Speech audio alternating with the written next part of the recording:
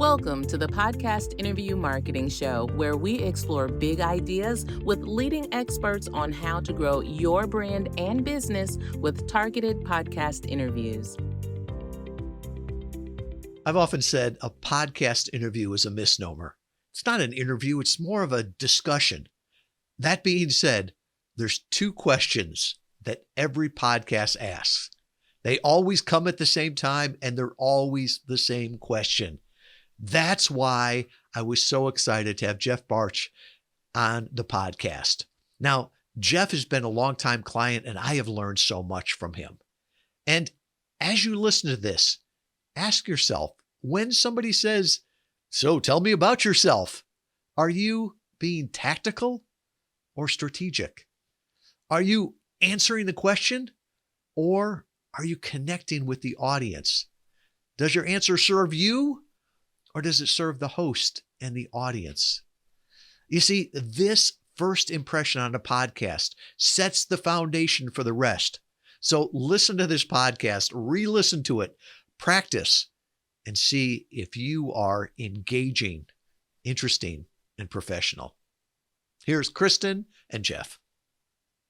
Hey, Jeff, thank you for joining me today. Can you tell us a little bit about yourself and what you do?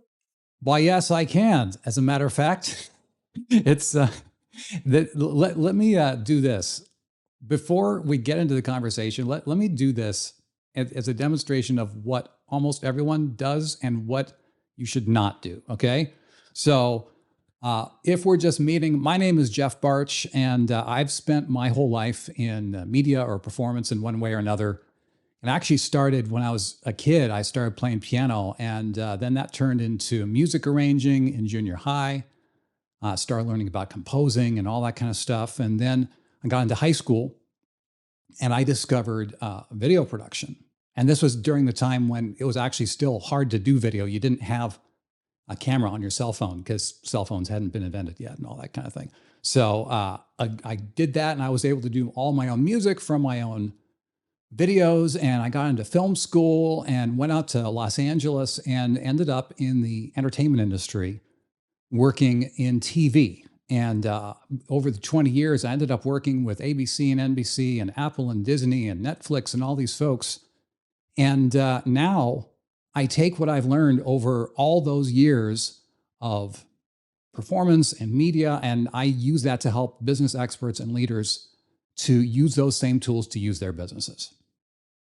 Now tell me, Kristen, are you not entertained at this moment? That was a lot, right? I was actually holding back a little bit of I almost yawned because it's kind of, it's just very generic, and it's, hey, look what I've done, look who I've worked with, which is great. But I think you can do better. Well, I mean, because come on, that was my story. What are you not inspired? Are you not convinced that this conversation can change your business and potentially even change your life? I mean, that was my story. And it's a great story. I think that, it's all about what you've done and less about, how can you help me as a listener? How can you help me? What value do you bring? Yeah. Well, and on top of that, not only is it very me-centric, it's a shopping list. I just read you a list. It just sits there. It's just this and this and this and this and this. I got into this area of the world, and then I moved to this, and then. There is zero interest in terms of narrative structure or engaging the audience's narrative mind or imagination. So with your permission, could we give that another shot? I would love to. Okay. So, and while you're listening, the goal of this is to say, hey, let's answer this question. Instead of with a shopping list, let's answer with a strategically crafted story that introduces who I am, helps people understand that I know what I'm talking about and that I'm worth your time to listen to, and in a perfect world, to help you feel like your life might be better if you keep listening to the rest of this conversation. So that's the goal here. So rewinding to some version of tell us a bit about your background or how'd you get into this world. It's For me, I would say that if you look me up online, most people would say, oh, Jeff, you're the guy who spent 20 years in Hollywood. So that's where you learned all about storytelling and communication. And this is true, but it actually goes way back to that. I realized that it's something that I've been doing my whole life. It actually goes all the way back to when I was 4 years old and I started playing piano by ear, started taking classical piano lessons. And for the next 20 years of my life, I became known as Jeff the Piano Guy. And it was one of those things where I really gravitated towards Bach and Mozart on the piano. For people who are familiar with classical music, Bach and Mozart are super clean and technical. You can play the notes on the page. And I could get to the point where if I just played the notes on the page, everyone says, Jeff, you're amazing. And I would walk around and think I was all that. And it was a huge ego stroke. So I got most of my reps in as a young musician playing on Sunday morning in church. And there was a day, here I was thinking I was Jeff, the best piano player ever. And a church musician, an older musician, approached me and said, Jeff, it's all well and good to play the notes on the page, but when you get older, you need to learn to play from your soul. Now, I was 10 or 11 years old at that point, and everyone was telling me that I was amazing. I was doing the best that I could. I was playing the notes on the page, and everyone says I was amazing. And I thought this lady, what she was saying, I thought that was the stupidest thing I'd ever heard in my life. So I ignored her. And it took a number of years after that for me to realize that she was right.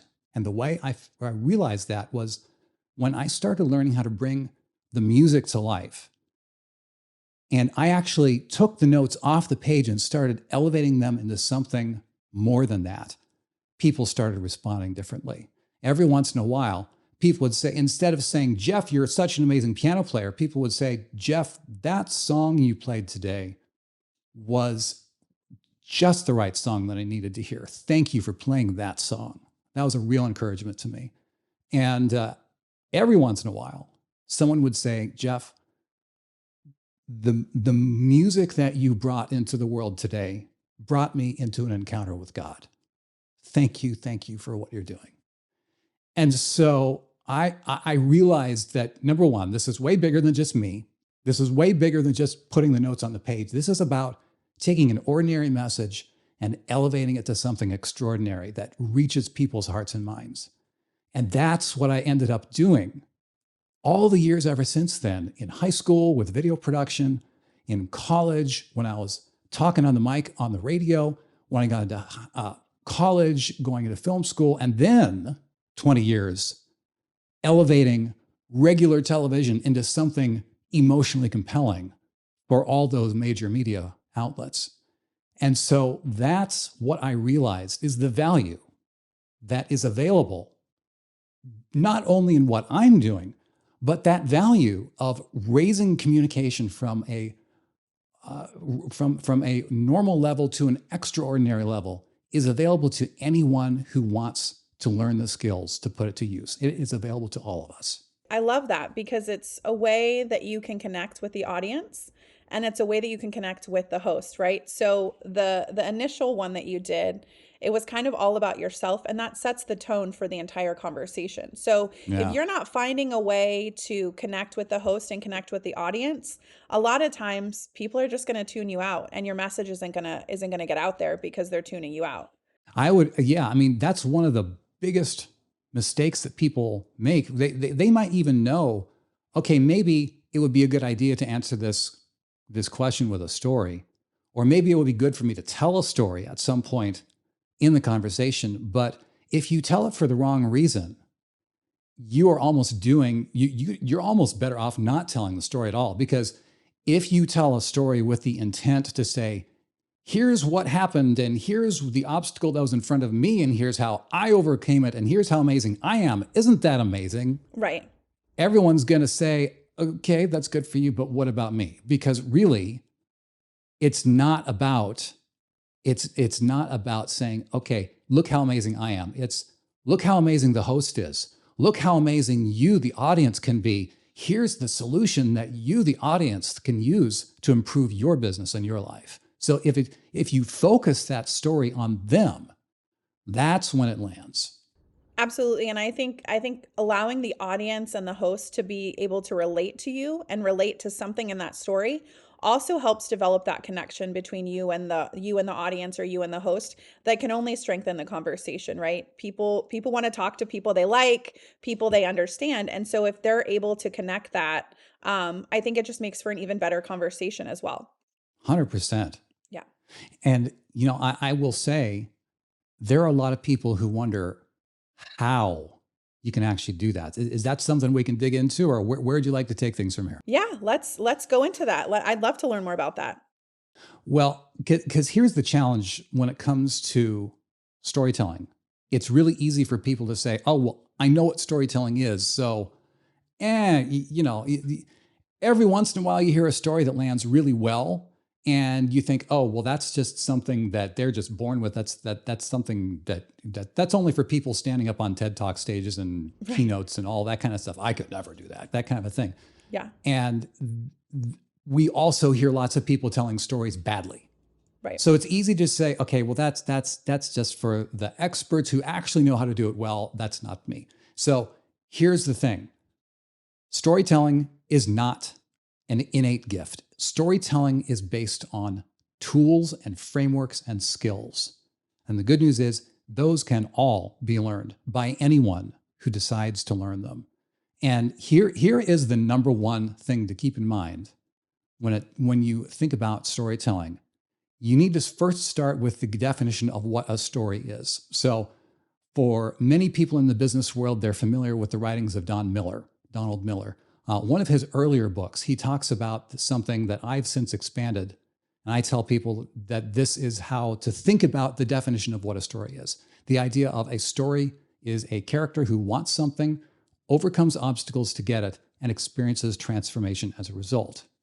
Now, when you think about that definition, you have core elements of humanity and interaction. You have identity, you have character, you have desire, you have obstacles, and you have the desired change, the change that people want to see happen. So that is those are the core narrative forces at work in a story. But here's the thing. Most people think that a story is just something you tell over the water cooler or you talk to people. That's what people know as a tactical story. You're telling a story. Now, when you hear a tactical story that lands powerfully, the reason it lands powerfully is because of the bigger picture strategic storytelling. And this is what most people don't talk about. It's about thinking about those storylines of the character who wants something, overcomes obstacles to get it, and experiences transformation as a result, but thinking of it within the broader picture of all the characters involved. So if you're telling a story within a context of business, you might think of yourself as the story with one storyline. You might have the storyline of your business as another character with its own desires and obstacles. And of course, the most important storyline to keep in mind is that of your audience, because we are all living our own story and we are all the characters in our stories. We want to be the hero. So when the business or a podcast guest comes along and says, I can be the guide that helps you be the hero of your own story, that's when people start connecting. Absolutely. And I think that connection is so important when you're a guest, right? So I always tell my clients to think of it as being a guest in someone's home. What would you want? What would you do when you went to someone's house? How would you act? And so I think that that's where it comes to be, that it's a mutually beneficial conversation where you have a lot of interaction, a lot of like understanding of each other and things like that. So you're able to have an even better conversation than you might have had you given, that initial introduction of yourself, right? So I think the initial question really sets that tone and allows you to connect with the host at that time. Yeah. And so let's get a little meta here. Uh-huh. If we're talking the strategic impact of why you should answer that question as a story, or within and for the record, you don't always have to answer it as a story, but definitely answer it as a thoughtfully crafted response within the strategic story that's happening that you're involved with. So you have your story as the guest. Then you are on this podcast and with the host, and you know that the audience is listening. So your goal with that opening story should keep in mind the fact that the host wants you to be engaging. They want you to be interesting. They want to know that you're there to help them, the host, to have a great conversation and to support their line of or whatever they're talking about on their show. And we have another storyline here of the audience. So it's important as the guest to come onto the show and say, okay, if you don't know exactly who that audience is before you hit record, ask the host. The host will always be able to answer that question. And so you should be able to know what are the big things that are getting in the way of the audience getting what they want. So if you know that in advance and you can tell your story in a way that says, I understand who you are, I understand what you're going through, here are some ways that this conversation can help you. That is the bigger picture, strategic view of how you can frame that first question, whether you tell a tactical story or not. So that's the big picture strategic view of how you answer that first question. Yeah, and I think that how you answer that first question also provides the audience with what to expect and what value you bring to the conversation, right? Why should they continue to listen to the conversation? What is it that you bring to the table to discuss so that they can better understand? And is it something that they can relate to, they are experiencing, so that keeps them listening, right? Because if you're a guest and you're not bringing that value and the listener tunes in for a minute or two and goes, oh, this doesn't apply to me, and they kind of turn it off. Right. That's not beneficial for anyone, right? Right. And it's also good to keep in mind in terms of how long you tell that story. Now, I can see that there would be people listening to our conversation right here and say, Jeff, your opening story went way too long. Now, there are some people who would say that. I happen to know that there are a lot of people who didn't even give it a second thought. Now, the bigger picture of this is, if you're in an elevator, if you're standing next to someone in an elevator, you know that your time window is very, very short, and any communication needs to fit that moment. Elevator speech, right? Exactly. The whole elevator pitch idea. Yep. There are lots of ways to do that badly too, but that's a whole separate episode. Yeah. But within the context of a podcast conversation, it's so great because it's a guaranteed long format conversation where people want to hear what your background is. They want to know who you are. They want to know that they can care about you and how you can and your business can bring value into their world. So give yourself the latitude, give yourself the permission to tell a 3, 4, maybe maybe even a 5-minute story, but just 3 to 4 minutes and you're good. Yeah. I like that. That's great advice. So one thing that we notice is that podcasting is a little bit different from other platforms like television or on a physical stage. So is framing the response to the first question different on podcasts than from those other platforms? And if so, what difference is it? Well, I would say it will depend on if the podcast is heavily leaning on the video element, which these days many podcasts are doing that.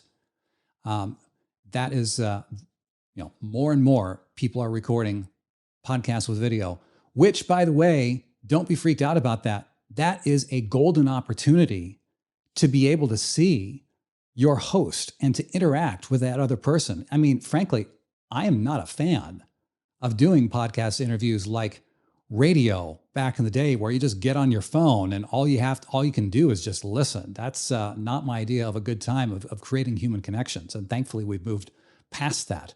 But certainly in broad strokes, answering the first question is a lot easier on a podcast than it is on TV or on a live stage, the number one reason, you can have notes. I mean, even right here next to, we're recording this conversation in a web browser, and I have talking points in a Word doc pulled up next to me. I mean, I've done my prep for this conversation. I know the ideas, but I have them there that I can refer to them in the middle of the moment if I need to. It's a super cool safety net. So it's a great way to really get yourself started if you're on the beginning journey of a thought leadership journey like that. It's a great way to get your feet under you. It's a great way to get your feet under you without having to have everything smoothly packaged, owning a stage, being in front of a camera, or fill in the blank like that. Yeah, absolutely. I've had a couple of clients, and they'll say they use podcasting as a way to hone in on what most resonates as part of their story or their message. And so they'll go on different podcasts and they'll see what message resonates with what people, and then they'll take that to the big stage where they're in person and they're having that, so that it helps kind of prepare them for that in-person speaking, right? We're not gonna go from never speaking and then go to an audience of 10,000, right? We're gonna kind of take baby steps, and so some people use it as an opportunity to hone in and craft that message. So I love that too. Well, and if I can also add to that, the idea of, if you think you're going to get booked on a stage in front of 10,000 people without having an existing body of work, good luck with that. Yep. You want to get in front of all the people. I have clients that I tell, they're like, that I want to be in front of a big audience, right? I want the bigger, the better. And with podcasting, we are very targeted, right? So we want to make sure that we have your target audience, and it's better to be in a room of 2,000 people that could benefit from your story versus an audience of 10,000 that don't know who you are, have no benefit from you. So we're more targeted in that regard. In terms of podcasting. But even if you do end up on a stage in front of 10,000 people in person who don't know who you are, man, there's nothing better than a strategically crafted story to say, hey, this is who I am. This is a situation that I was in. This was something that I learned that can be of value to you. I mean, that is an incredibly powerful tool to create those connections. Absolutely. I love that. So what happens if your first question response goes wrong? So I know you gave us an example, but I'm sure there are people out there maybe listening to this that go, oh, I introduced myself the first way. So what advice do you have on how they can kind of recover from that, right? Because once it's out there, it's out there. Well, I will say forewarned is forearmed. And man, oh man, oh man, the more times you can rehearse things out loud, the better you'll feel in the moment. A lot of times, the people who are the most fluid and the most polished are the people who have spent hours just repeating and rehearsing and rehearsing and rehearsing and rehearsing. And you would never know it because it just flows so smoothly and so fluidly. And that's the mark of a pro. And what do professionals do? They practice. They practice when no one is looking, no one is watching. They put in that prep time so they can show up feeling smooth, feeling confident, knowing the value that they're here to deliver. And so what if you were to prepare a great opening response to the first question, but a host doesn't ask? Maybe they introduce you themselves. How do you kind of go about changing the script on that? Yeah. And I will say there are a number of podcast hosts today who get in their head where they say, well, I don't want to start with that question, that whole tell us a bit about yourself thing, because that's so boring. Everyone asks that. Well, number one, if they don't ask that, they are doing a disservice to themselves, to their audience, and to the guest by not allowing an opportunity to say, this is who this guest is, this is why they're amazing, and this is why you should care and why you should listen. So if that happens to you as the guest, then it's up to you to say, okay, how can I still deliver this value organically throughout the rest of the conversation?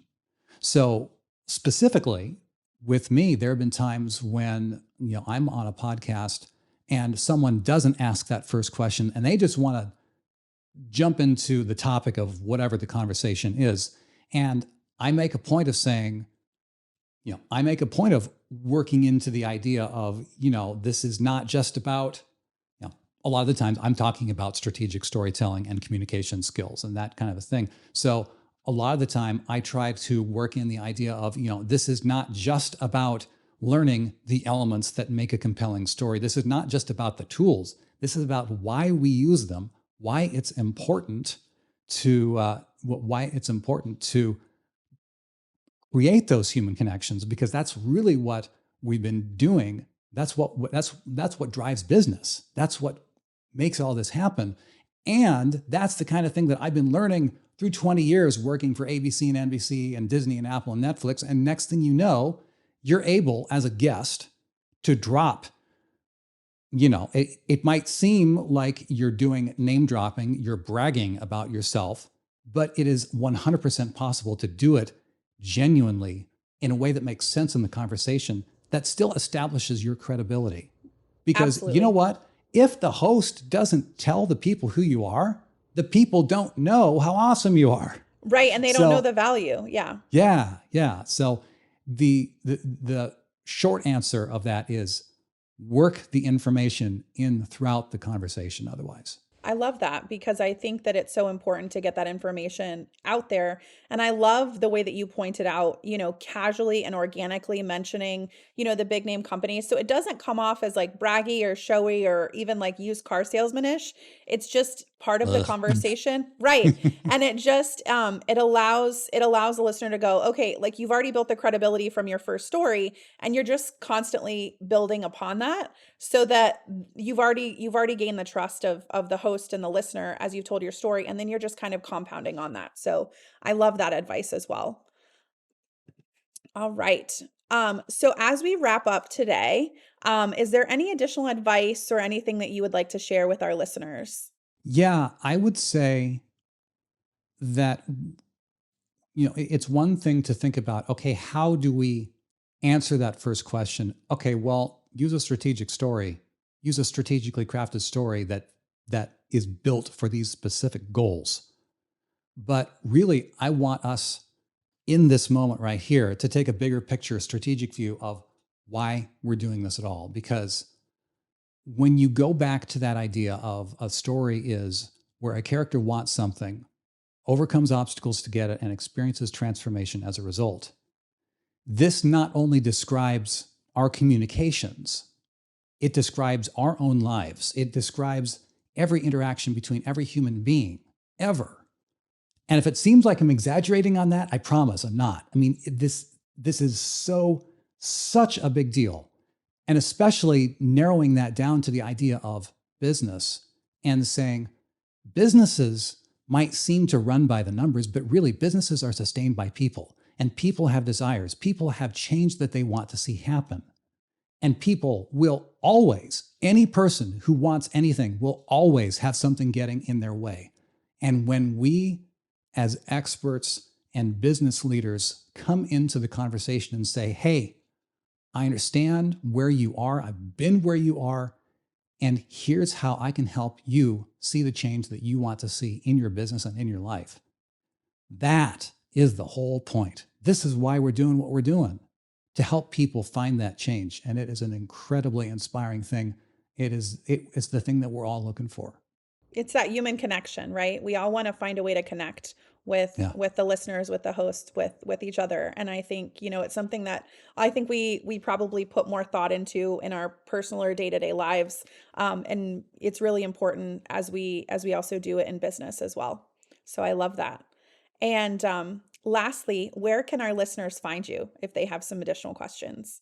Cool. Hey, well, I will say, as an active Interview Valet client, I walk the walk. I love it. That's that everyone is recommended when you come on board with Interview Valet. There is one URL to connect with me specifically for listeners of this show. It is storygreenlight.com/PIMS, as in Podcast Interview Marketing Show. And when you go to storygreenlight.com/PIMS, you can actually get a link to my podcast. You can also get a link to a checklist of how to actually start pulling together some elements to craft your own introductory story, how to make that land in a compelling way for your audience. And if you ever happen to come to a place where you're looking to get some one-on-one guidance on how to help you along your thought leadership journey, that's what we do. And you can connect with us there too. Amazing. Well, I know what I'm doing this afternoon because I want to do this for myself. So I'm excited to check that out. And I hope everybody enjoyed listening to us today. Have a good day. Thank you. Awesome. Thank you so much, Kristen. There's so much to that foundational podcast question.